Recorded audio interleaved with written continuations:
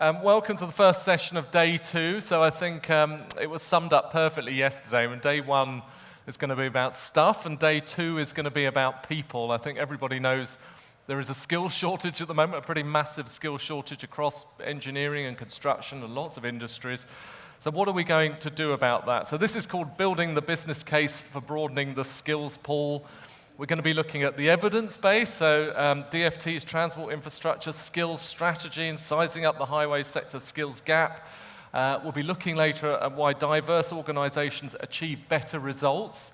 And there's some really interesting slides in there about which organizations you might think are quite diverse, but actually they're not very diverse, and it affects their performance. So some quite interesting names in there. We'll be looking at how the greater inclusion and diversity is key to triggering a positive step change in the industry. Common sense, really, I guess, and the business drivers for investing in talent. Effectively, the more people you employ from different areas, the more money you make, which is, obviously a good thing. But first of all, let's get this sort of viewpoint from government and also from Highways England. So please welcome to the stage our first speaker today, Capacity and Capability Manager at Highways England, Phil Ellis. I've got quite a lot to get through in a very short amount of time. So first of all, I want to just test and make sure we're all on the same page in terms of, do we understand what the importance of skills are? Then I want to take you straight into what demand looks like, where we are today, where demand looks as if it's going, what its trajectory is. Then I want to take those very number-based figures and turn them into people, resources, so we can start to dimension what the future looks like in the real resources that are going to be needed to deliver all of our programs of work. Then I've got a first cut of our supply chain skill survey. We're still compiling the results, but the results that we are getting are quite interesting. Some of them are quite scary, some of them are quite enlightening. I won't go through them all, but I'll just take a few key points out of them. Then I want to look at, if we have got a skill shortage, and we agree that we've got a skill shortage, what are we going to do about it? And I'm going to try and dimension the main areas and a holistic view of exactly what we need to do. That's a very theoretical view, but I'd like to look at our market, look at the industry, and say, okay, there might be a theoretical way which we get through this skill shortage, but what are the real practical constraints in our sector that are stopping us or that could inhibit that resource growth? And then I want to try and put a few conclusions together and try and make sense of the overall story. Okay, so skills. Why do we care about skills? If we don't have the right amount of skills, there are lots of different issues. There are time issues, there are quality issues, there are cost issues, there are safety issues. So if you break it down on an elemental basis, if we don't have, it's very, very obvious, if we don't have the right skills, if we have a lack of skills, it will take longer to deliver a project. If it takes longer, there are impacts to the road user. There are impacts at a macro level to the economy. Then when you look at the impact of shortages on wage inflation, cost to projects, direct cost to projects, there's an impact. When you look at if it does take us longer to construct a project, the overheads that are attracted to those projects go on for longer. So things that I'm talking about, if we've got traffic management out on a road and our project takes 10 or 20% longer to complete because we don't have the resources, that traffic management is out there costing us money every single day. Site compounds are costing us money every single day. If you look at the size of a site compound on one of our £100 million projects, which is a fairly stock average size for us, they're immense. The weekly cost of supporting an overhead of that is substantial. Okay, if we don't have enough people, what can happen is that we get people that aren't skilled doing jobs to cover that shortage. They're probably not trained as well as they should be, or actually they really don't know how to deliver that. When you talk about, if I could give some general stats, if you've got a crack drainage team, that might deliver 15 meters a day. If you've got an unskilled drainage team, it can be 20, 25 metres a day. That's half the output. So having the right skills, both the number and trained skills, has an impact. And obviously, if we don't develop our economy, it has a macroeconomic effect. Okay, so demand. I'll take it from a global perspective. McKinsey think that over the next 15 years, global infrastructure and investment in global infrastructure is going to double. Okay, that's a big number. Then we look at UK. Some people might have seen this before. So if you look at the red line is very much about construction investment, and it is a UK perspective. And if you look at 2007 and 2017, we are effectively back at pre-boom levels of investment in the UK construction market. You look at how, from there, the investment goes up. We're going to levels of investment that we haven't seen in construction probably ever. Okay, so that's at a UK level. Then, let's look at our 5-year investment programme. We started in 2015. Our trajectory is on plan, is on target, and we're going to go to £3.1 billion. Over a 5-year period, that's a 61% increase in investment. That's even more impressive when you think that pre-2015, our level of investment in capital was substantially less than that. So I don't think there's any debate, we have a growing market. Okay, so turning raw numbers, investment costs into people. Effectively, what you're seeing on the red is the increase in people that's needed to fuel the growth of that investment in our capital works, and it's only our capital works. If you look at the green line, that shows you a projection of attrition, people retiring. So not only do we have to look at fueling the growth of investment, it's an overall picture that gives us something like a 17,000 increase by the end of RIS 1. That's a substantial amount of people when you think that we're working from a base of 20,000 or 21,000 in 2015. Okay, so we've gone out, talked to our supply chain, we've asked them some very searching questions, some very difficult questions. We've gone to places that a lot of other major clients and major institutions have been quite scared to go. So we've asked some quite searching questions about Brexit, for instance. We're still compiling the results, but we do have a flavour of exactly the direction of travel and what those results are showing us. So I'm going to go through a few. There's far too many to actually go through in the time available. But if you look at the base question that we asked, for me, that number one, we could stop the conversation just at that answer. 44% of our supply chain think there's either severe or a very severe problem with skills and shortages of resources. Okay, that's not a small number. Okay, some other things to get to put some detail on it that actually make it quite interesting. If you look at what our supply chain think in terms of the 3 top disciplines, they think construction is leading. But actually, when you look at what the rest of the supply chain think, the others are not far behind. Generally, the picture is we have a problem and we have a demand across all of the skill sets. Okay, looking at a few other results that have come through. And something about question 3 and question 4 is interesting. We talk a lot about apprentices and the need for apprentices, and actually with the volume of work, there is no doubt junior apprentices and senior apprentices, but junior apprenticeships are needed. But actually what items 3 and 4 are telling you, that what the supply chain are worried about today, and that's what they can see, and that's what they feel the most, is actually, it's not junior resources that they're worried about, it's senior level resources, people with 10, 15, 20 years experience. And in terms of retaining talent, obviously an important subject. You can see that what people think is it's not the most attractive sector. And actually, if you roll that back, construction is not the most attractive sector. It is difficult from a work-life balance. We have to find solutions to make it a more congenial environment. Job security, it's an environment where we have projects naturally start, they stop, they finish, they move. There's work in Manchester, then that work might not be in Manchester, it might be in London.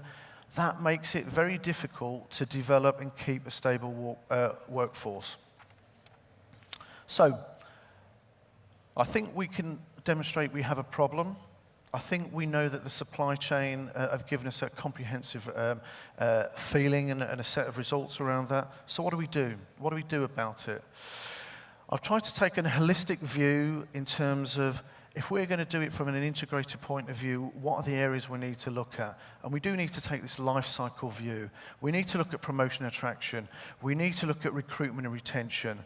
But that's great. Once we've found these 17,000 people that we need in our sector, they need to be trained. If they're new, if they're junior, if they're not skilled, is the market ready to train that amount of people? If you are CITB, you look at their National Training Centre, 550 acres, over 100 buildings. It's a massive environment, and that's only one of their training centres. They will tell you today they're almost at capacity, and their forecast for next year is exactly the same. How are we going to make sure that when we find these new great people, convince them to work in the industry, that we can train them? Okay, so that's an end-to-end approach of all the elements, or the main elements that we need to look at. Theoretically, that's great, but actually what constrains us going after and hitting those areas? Okay, so there's 10 items there. All of those are fairly major, and it's worth me just going through each one, just naming them. You know, we know now, and it's something I've been talking about for at least 12 months, unemployment is at a 42-year low, 4.2%. Some economists will tell you that full employment is around 3%. So where are these people going to come from? And I have got some answers. We don't have the most attractive industry. There is a sense of, yes, that's true, but there is also an outdated perceptional view that actually we as an industry could actually change a lot of the perceptions that are out there. We don't have an industry that is just muddy boots and hard hats. Brexit, we all know about Brexit, and really for me it's about the uncertainty. And there are some really important issues in that one topic. We do think we've got an aging workforce. And that aging workforce leads to us having to replace people more quickly. That adds to the burden on recruitment. We haven't been the greatest industry at training. That needs to be addressed. Historically low productivity. I've shown graphs previously that have shown that construction has the lowest productivity of any sector in the last 20 years. We are fairly static in terms of productivity improvement, whereas if you compare us to manufacturing over 20 years has improved its productivity by 70%. And that's not comparing construction with manufacturing, that's comparing construction with construction and manufacturing with manufacturing. We do the same things at the same speed and the same productivity as we did 20 years ago. There is an issue around industry structure. We need to get our heads around that. You know, we've created over the last 20 years management contracting, subcontracting. The fragmentation of the market does not make ownership of any of these problems very easy. Uncertainty of work. We have project-based work. It starts, it finishes. Do we know, have we got forward visibility? We might have at an industry level. Do we have at a company level? That makes the future for all of our supply chain harder. It's a greater problem in other aspects of the construction industry, and we're doing as much as we can, and we're doing some very exciting things to actually change that picture. Inconsistency of work. We might have certainty, but actually if we have a project in January and we don't have another one till December and we're certain about that, that's not great. We need consistency of work. So those are the constraining factors that we have got to fight against in this journey. So in conclusion, I think it's obvious that demand is growing, both in the construction and in the highway sector. There are a number of really difficult environmental and industry factors that we've got to overcome. Business drivers, the benefits of making sure that we have the right resource are fairly obvious. But I think the most important part is unless we all act together, that's the industry, whether it be Highways England, the supply chain, the institutions, government, we need a holistic approach to this because some of the problems are just too big to solve individually. Thank you for that, Phil, but let's now get the government's perspective. Please welcome to the stage Deputy Director of Infrastructure Skills at the DfT, Catherine DeMarco. Thank you.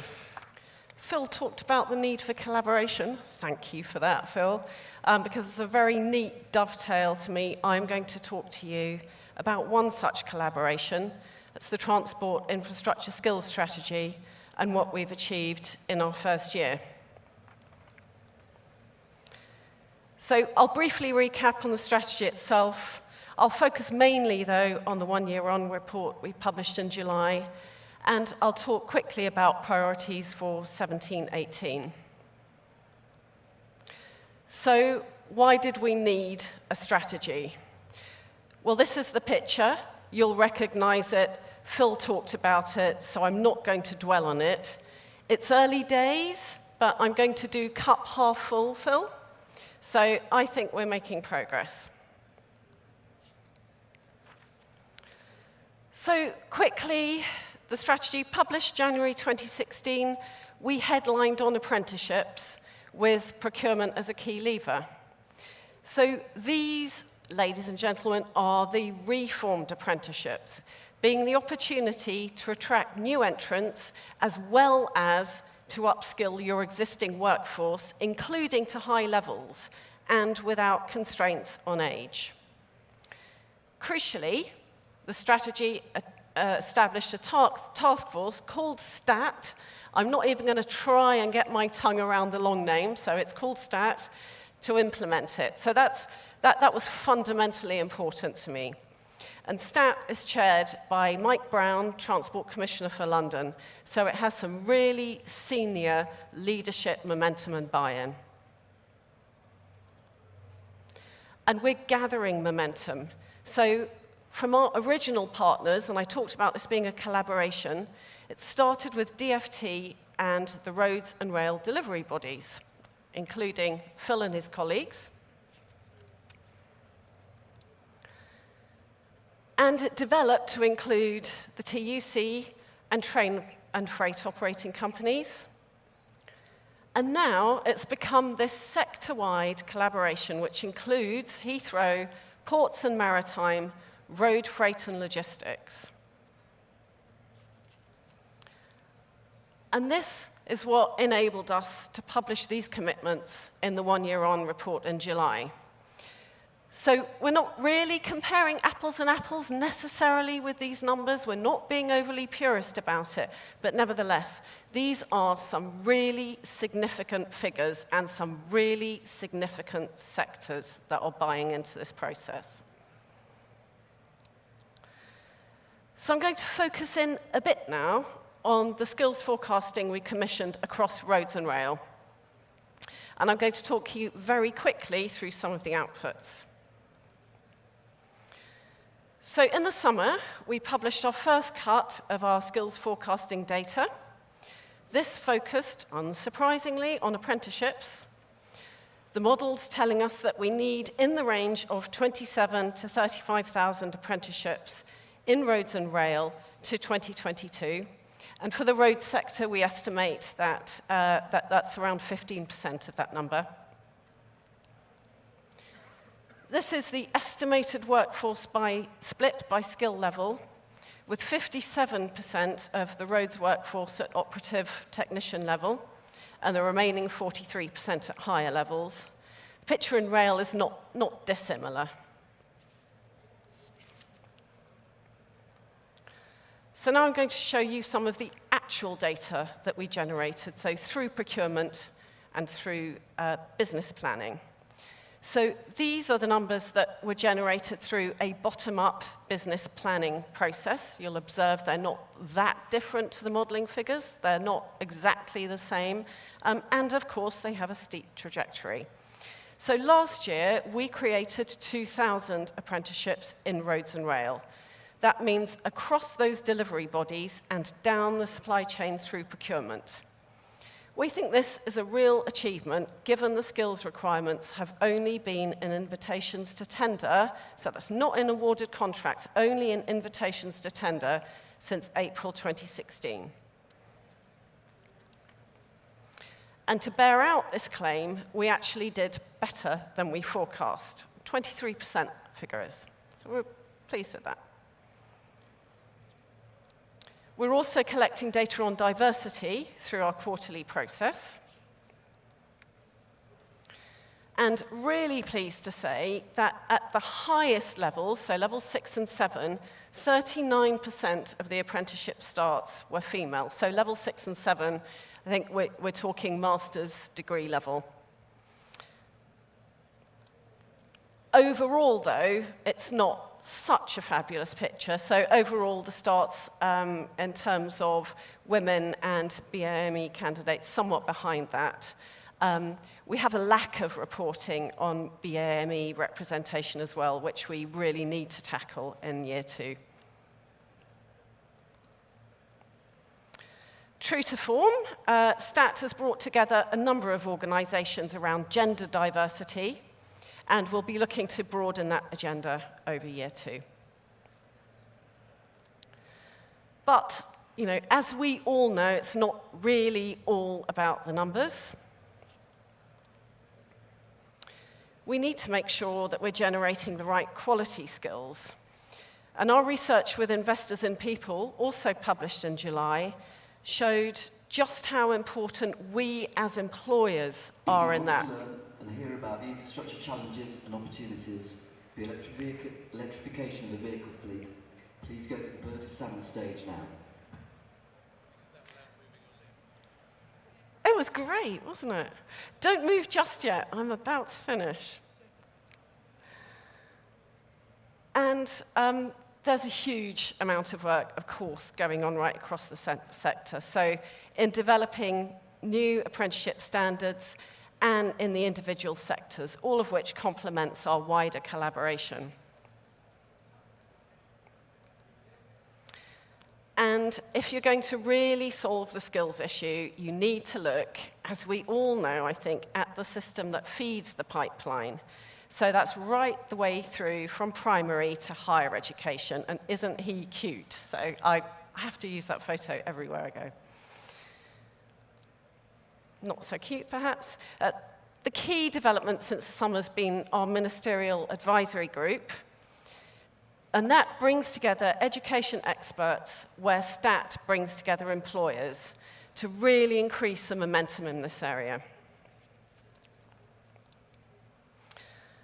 So research shows that pupils start to select out careers as young as primary age.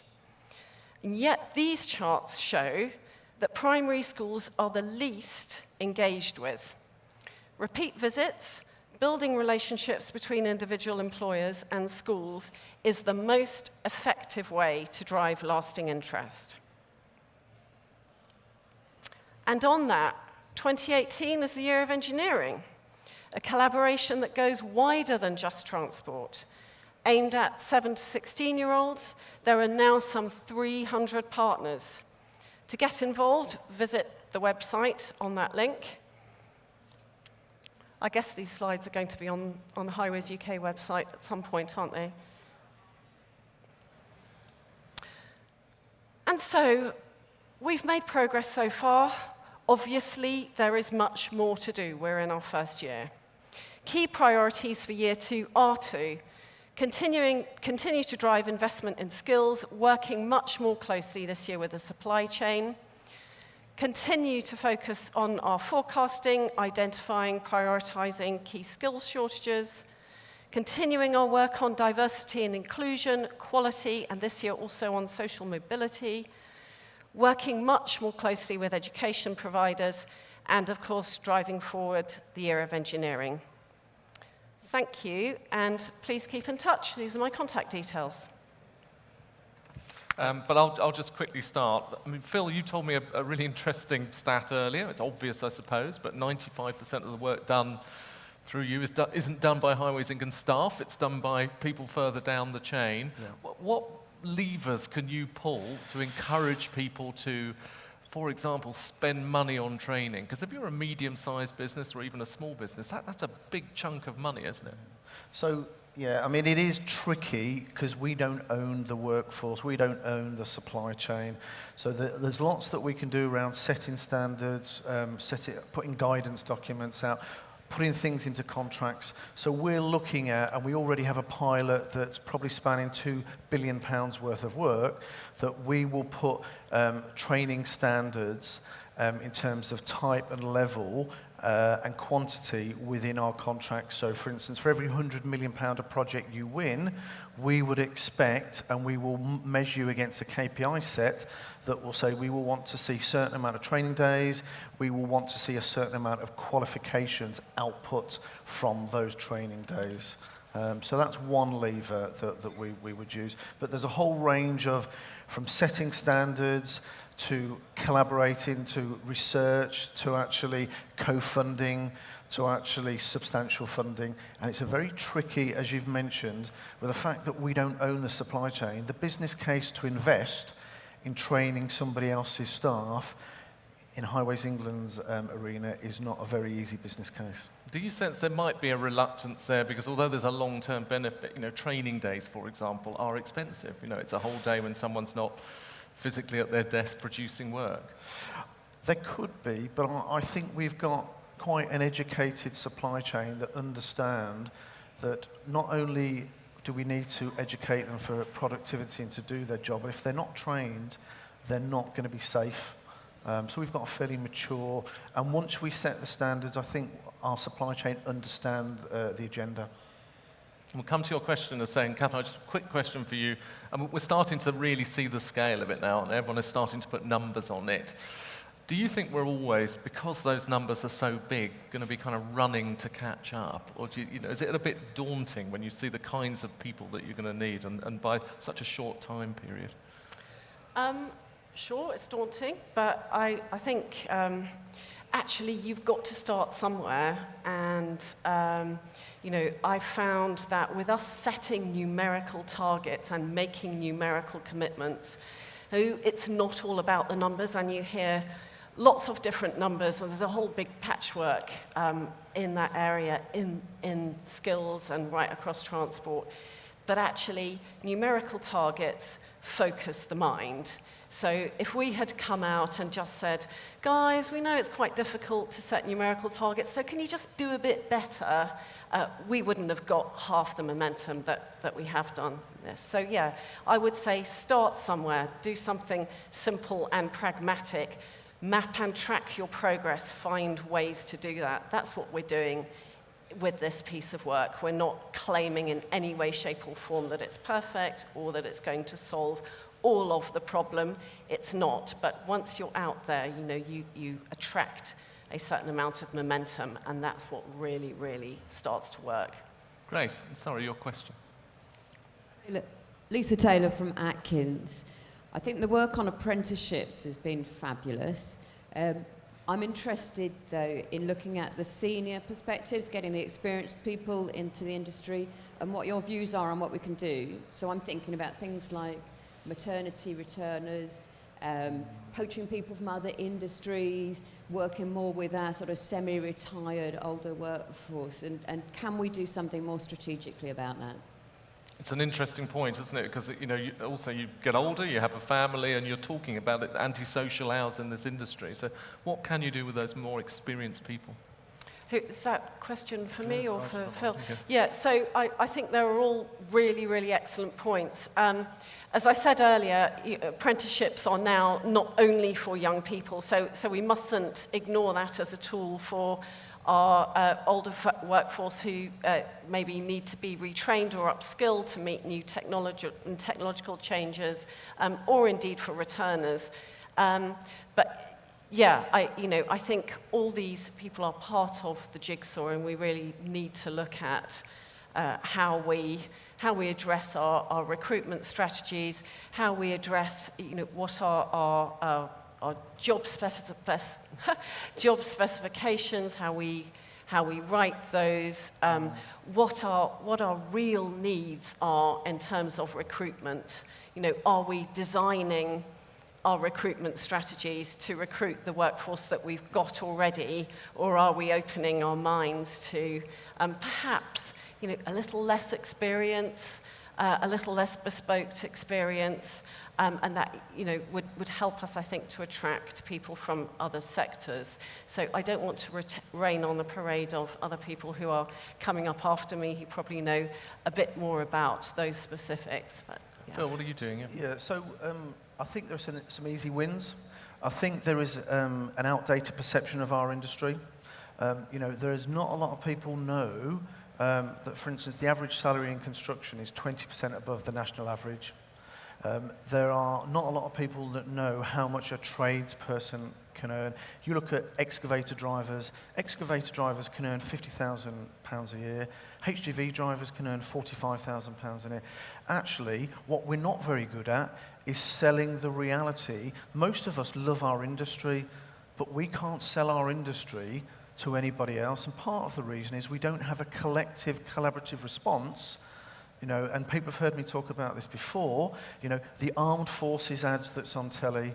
If we had something like that for the construction industry and sold those very key, obvious benefits, we would have, although we have low unemployment, under those figures, there are some very easy wins to attract people into our industry. But I do take the point, and it is valid, that we need to be modern in our approach to working practices and have flexibility, and we need to benchmark ourselves probably, or not probably, against most leading industries in flexible working. Any other questions? Put your hand up. We'll get a microphone to you. I'm just going to quickly finish off. It's the quick answer thing about what's the price we pay if we don't actually get this right? Because there's this amazing opportunity, isn't there, in roads at the moment? There's all this money there, all of this opportunity. What if you can't get the people to actually make it work? How big a price can you pay? Phil, you start us off. Well, okay. Or is there a danger you promise to build projects and you can't build the projects, basically? Like we've seen with Network Rail, to some extent. We're not seeing that yet. If you look at our record, we've jumped up significantly. We've over doubled our investment, and we're still hitting those targets. What we will think there will be is undue stress in the market, which will lead to cost levers. It will, return on investment will go down. We might have to value engineer stuff. We might have to not deliver things in the most perfect way. We're not getting signs at the moment of failure. But I think we've still got that large trajectory to go. So forecasting the future is a difficult, there's too many variables out there in the market. Catherine, what price do we pay for not attracting, different people into the industry? Ultimately, I think it's wage inflation which drives costs and all those headlines that go with it.